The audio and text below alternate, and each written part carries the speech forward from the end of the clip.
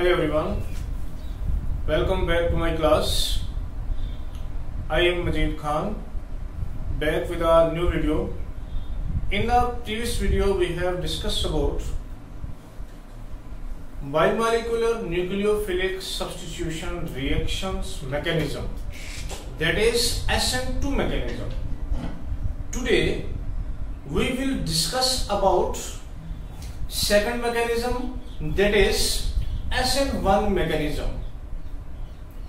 SN1 mechanism के about आज हम डिस्कस करेंगे मोनोमॉलिक्यूलर न्यूक्लियोफिलिक सब्स्टिट्यूशन रिएक्शंस, और यहाँ पे इसको शॉर्ट फॉर्म में SN1 रिएक्शन बोलेंगे. S से हो गया सब्स्टिट्यूशन, N से हो गया न्यूक्लियोफिलिक, और ये जो ऊपर 1 दिया गया है ये मोनोमॉलिक्यूलर को रिप्रेजेंट करता है. तो आज हम ये देखेंगे कि मोनोमॉलिक्यूलर न्यूक्लियोफिलिक सब्स्टिट्यूशन रिएक्शंस जो हैं वो एल्काइल हैलाइड के अंदर कैसे होती है. अब यहाँ पे सबसे पहले हम देखेंगे कि ये रिएक्शन होती किसमें है. In these reactions which are carried out in polar protic solvents. अब पोलर प्रोटिक सॉल्वेंट्स जो हैं, प्रोटिक सॉल्वेंट्स वो सॉल्वेंट होंगे कि जिनके अंदर प्रोटॉन्स होंगे. प्रोटॉन्स का मतलब H पॉजिटिव आयंस इनके अंदर क्या होगा, प्रेजेंट होगा. H पॉजिटिव आयन प्रेजेंट होगा. जैसे वाटर है, एसीटोन है, और इसमें पोलर प्रोटिक सॉल्वेंट्स में कहीं ना कहीं जाके क्या होता है, हाइड्रोजन बॉन्डिंग होती है. और हाइड्रोजन बॉन्डिंग जो है मोस्ट इलेक्ट्रोनेगेटिव एलिमेंट के साथ होगी. Oxygen, nitrogen and fluorine, oxygen, nitrogen और फ्लोरीन के साथ हाइड्रोजन बॉन्डिंग एग्जिस्ट करती है. अब यहाँ पे हमारे पास क्या है कि आगे ये है nucleophilic substitution reactions is completed into 2 steps. अब ये जो केमिकल रिएक्शन है ये 2 स्टेप में जाके कंप्लीट होती है. हमने जो लास्ट टाइम रिएक्शन पढ़ी थी that is bimolecular nucleophilic substitution reaction, वो सिंगल स्टेप में रिएक्शन जाके कंप्लीट होती है. लेकिन उसको हम फिर SN2 क्यों बोलते हैं, इसलिए क्योंकि रिएक्शन का रेट जो है 2 कंसंट्रेशन टर्म्स पे डिपेंड करता है, alkyl halide as well as nucleophile. ये रिएक्शन 2 स्टेप में कंप्लीट होती है, लेकिन कहीं ना कहीं यहाँ पे क्या है कि रिएक्शन की जो स्पीड है वो कौन से स्टेप पे डिपेंड करेगी वो आज हम डिस्कस करेंगे. और यहाँ पे हम एग्जांपल लेंगे. For example the action of NaOH. Suppose कि हम NaOH का एक्शन करा रहे हैं dissolve in a mixture of water. जो किसमें डिजॉल्व है, किसमें डिजॉल्व है, वाटर के मिक्सचर में डिजॉल्व है on a tertiary alkyl halide. हमारे पास एक टर्शियरी अल्काइल हैलाइड कंपाउंड होगा, और जैसे हमारे पास क्या है, टर्शियरी ब्यूटाइल ब्रोमाइड है. अब यहाँ पे हम दोनों स्टेप जो है रिएक्शन के वो डिस्कस करेंगे. और फर्स्ट स्टेप जो है हमारे पास क्या होगा, स्टेप फर्स्ट जो होता है, जैसे ही अटैकिंग न्यूक्लियोफाइल का इन्फ्लुएंस होता है तो टर्शियरी अल्काइल हैलाइड कंपाउंड है, टर्शियरी अल्काइल हैलाइड में कार्बन और हैलोजन एटम का बॉन्ड क्लीव्स होता है. क्लीव्स का मतलब उसकी ब्रेकडाउन होती है, और ब्रेकडाउन होके क्या बनाता है, कार्बोकैटायन इंटरमीडिएट और हैलाइड आयन बनाएगा. देखें कैसे.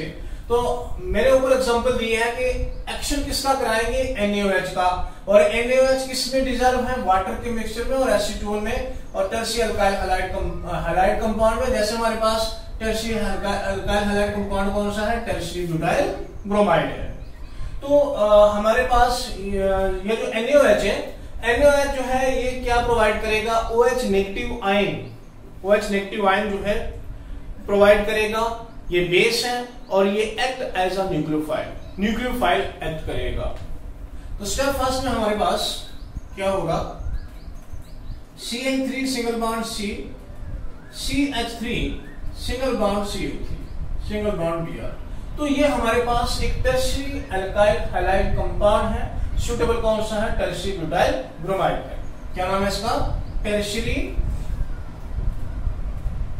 Butyl bromide. Tertiary butyl bromide है।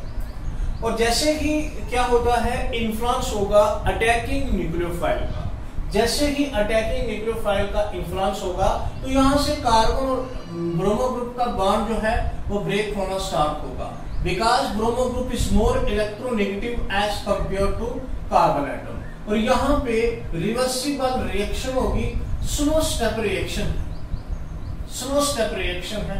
और यहाँ पे जाके क्या बनेगा, CH3 single bond C, single bond CH3, single bond CH3, और इस कार्बन एटम पे चार्ज एक्वायर हो जाएगा। और कौन सा चार्ज आएगा जी, पॉजिटिव चार्ज आ जाएगा। और यहां से कार्बन ब्रोमो का बॉन्ड टूटा तो यहां से बाहर क्या निकल गया जी, Br- निकल गया, दैट इज ब्रोमाइड आयन जो है वो निकल गया है। अब ये हमारे पास जो प्रोडक्ट बना है ये क्या है, टेरशरी ब्यूटाइल कार्बोकेटाइन है, टेरशरी ब्यूटाइल कार्बोकेटाइन है। तो ये हमारे पास एक स्लो स्टेप रिएक्शन है। फर्स्ट स्टेप में क्या होगा कि जैसे ही टेरशरी ब्यूटाइल ब्रोमाइड है, टेरशरी ब्यूटाइल ब्रोमाइड में न्यूक्लियोफाइल का इन्फ्लुएंस होगा, कार्बन और ब्रोमो ग्रुप का बॉन्ड ब्रेक होगा। ब्रेक होने से हमारे पास बन जाएगा एक कार्बोकेटाइन प्लस जो हमारे पास ये बन जाएगा ब्रोमाइड आयन, ब्रोमाइड आयन। अब हम देखते हैं कि सेकंड स्टेप में क्या होगा। सेकंड स्टेप में आप देखें, स्टेप सेकंड में न्यूक्लियोफाइल का अटैक होगा। और अटैक किस पे होगा, अटैक होगा कार्बोकेटाइन इंटरमीडिएट पे होगा। देखें आप, CH3 single bond C, single bond CH3, single bond CH3, ये आपके पास कार्बोकेटाइन इंटरमीडिएट है। और न्यूक्लियोफाइल OH- न्यूक्लियोफाइल है, ये अटैक करेगा किस पे, कार्बोकेटाइन इंटरमीडिएट पे अटैक करेगा। जैसे ही अटैक करेगा यहाँ पे फास्ट रिएक्शन होगी, फास्ट रिएक्शन होगी तो हमारे पास बन के आएगा CH3 single bond CH3, single bond CH3, single bond OH। अब हमारे पास यहाँ पे क्या बन गया, हमारे पास बन गया टेरशरी ब्यूटाइल एल्कोहल। टेरशरी ब्यूटाइल एल्कोहल हमारे पास डिजायर्ड प्रोडक्ट बन के आया है। अब ये रिएक्शन कितने स्टेप में कंप्लीट हो रही है, ये रिएक्शन 2 स्टेप में जाके कंप्लीट हो रही है। फर्स्ट स्टेप स्लो स्टेप है, कार्बोकेटाइन इंटरमीडिएट बनेगा, ब्रोमाइड आयन बनेगा। सेकंड स्टेप के अंदर न्यूक्लियोफाइल अटैक करेगा कार्बोकेटाइन इंटरमीडिएट पे और हमारे पास जाके डिजायर्ड प्रोडक्ट बनाएगा, दैट इज, इसका नाम क्या है, टेरशरी ब्यूटाइल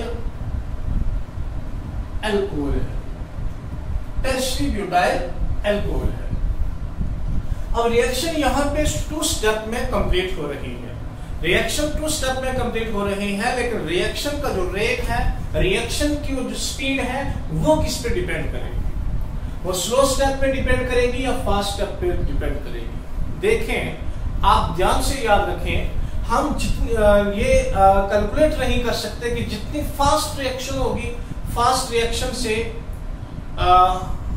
हम नहीं निकाल सकते कि 1 सेकंड में रिएक्शन हो रही है, 2 सेकंड में हो रही है, 0.5 सेकंड में रिएक्शन हो रही है, ये तो निकाल सकते हैं, पर हम ये नहीं बता सकते कि रिएक्शन की जो है वो स्पीड, रिएक्शन की जो स्पीड है वो किस पे डिपेंड कर रही है। अगर रिएक्शन स्लो हो रही है तो स्लो रिएक्शन पे हम क्या करेंगे, स्लो रिएक्शन जब होगी, स्लो स्टेप रिएक्शन होगी तो हम जो है रिएक्शन की स्पीड को जो है वो आसानी से निकाल लेंगे। इसलिए रिएक्शन का रेट जो है यहाँ पे किस पे डिपेंड कर रहा है, upon the slow step, first step पे डिपेंड कर रहा है। इसलिए हम इस रिएक्शन को बोलते हैं SN1 रिएक्शन। और यहाँ पे रिएक्शन फर्स्ट स्टेप में आप देखें, सिर्फ जो है टेकिंग पार्ट कौन सा मॉलिक्यूल हो रहा है, एल्काइल हैलाइड हो रहा है। न्यूक्लियोफाइल यहाँ पे टेक पार्ट नहीं कर रहा, तो न्यूक्लियोफाइल टेक पार्ट नहीं कर रहा है तो इसका मतलब क्या हुआ कि यहाँ पे सिर्फ एक ही मॉलिक्यूल तो है, एक ही मॉलिक्यूल तो है। इसलिए हम बोल सकते हैं कि रिएक्शन का जो रेट है वो किस पे डिपेंड कर रहा है, upon the slow step, that is why the reaction is known as SN1 reaction. ये आपको अच्छे से ध्यान में बिठाना है और ये बात आप ध्यान से याद रखें, कभी भी आप वीडियो को स्किप करके ना देखें। अगर वीडियो स्किप करके देखेंगे तो ये ऑर्गेनिक केमिस्ट्री जो है फिर आपको समझ आने वाली नहीं है।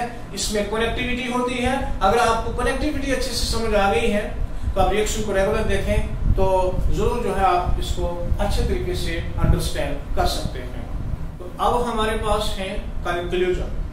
किसके conclusion? Monomolecular nucleophilic substitution reaction, that is SN1 reaction के कंक्लूजन देखना है। कंक्लूजन में सबसे पहला पॉइंट क्या है? The reaction rate depends upon the slow step. मैंने आपको पहले बता दिया है रिएक्शन रेट किस पे डिपेंड कर रही है? स्लो स्टेप पे डिपेंड कर रही है, जो रिवर्सिबल नेचर है, हम पढ़ के आए हैं। Since a carbocation is formed in this case, तो आपने देखा होगा फर्स्ट स्टेप में क्या बना था, हमारे पास कार्बोकैटायन बना था।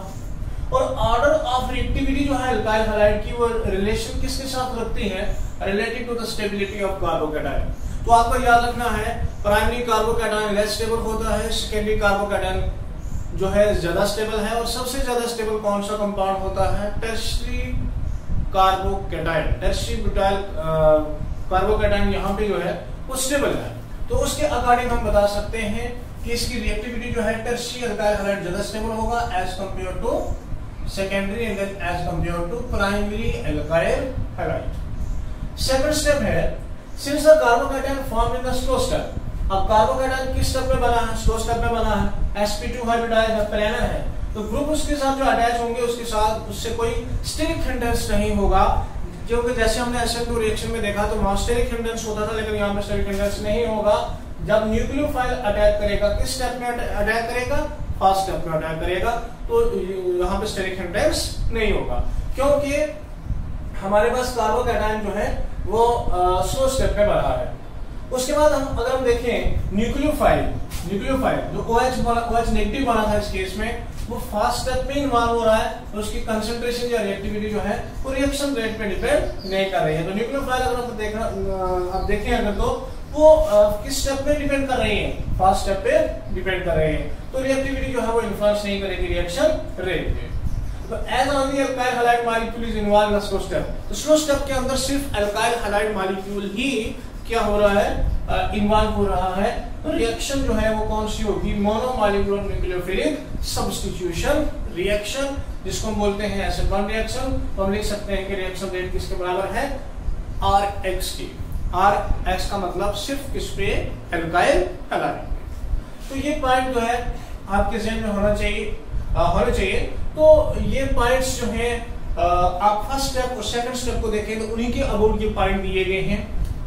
मैं यहाँ पे थोड़ा सा रिपीट कर देता हूँ, अगर आपको अभी भी अंडरस्टैंड नहीं हुआ तो। फर्स्ट स्टेप में हमारे पास क्या था? हमारे पास था CH3 single bond C, CH3 single bond CH3। ये कंपाउंड था हमारे पास। स्लो स्टेप हुआ था तो हमारे पास ये जाके बना था CH3 single bond CH3 single bond CH3 carbocation, तो प्लस क्या बना था? Br-।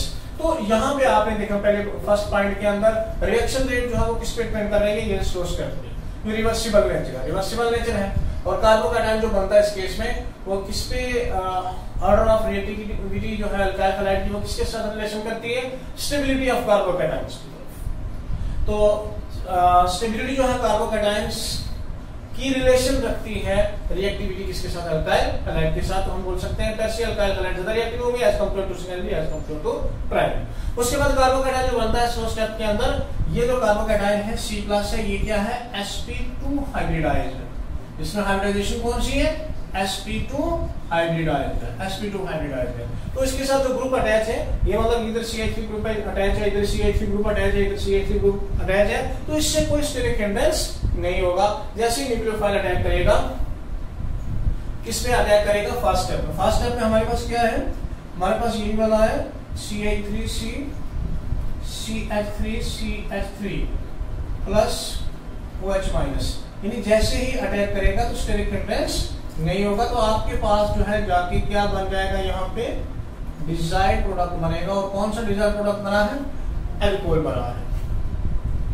अब यहाँ पे जैसे मतलब OH नेगेटिव आयन C+ पे अटैक करेगा तो यहाँ पे क्या नहीं होगा?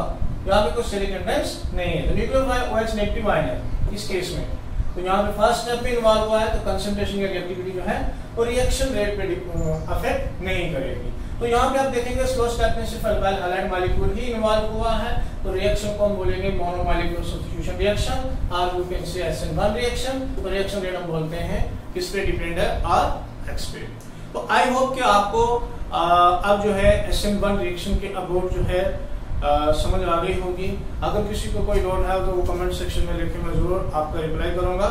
तो आपसे एक रिक्वेस्ट है कि मेरे चैनल को सब्सक्राइब करें, वीडियोस को लाइक करें, शेयर करें, तो ताकि जिन स्टूडेंट्स को इस लॉकडाउन के अंदर कहीं से हेल्प नहीं मिल रही है तो उनको हेल्प मिल सकती है। तो आप जरूर मेरी वीडियोस को शेयर भी करें, लाइक भी करें, चैनल को सब्सक्राइब करें, ताकि कोई भी नई वीडियो आने वाली है तो आप तक पहले पहुंच जाए। तो आई होप कि आपने अंडरस्टैंड कर लिया। Thanks to all of you. We will meet in next video.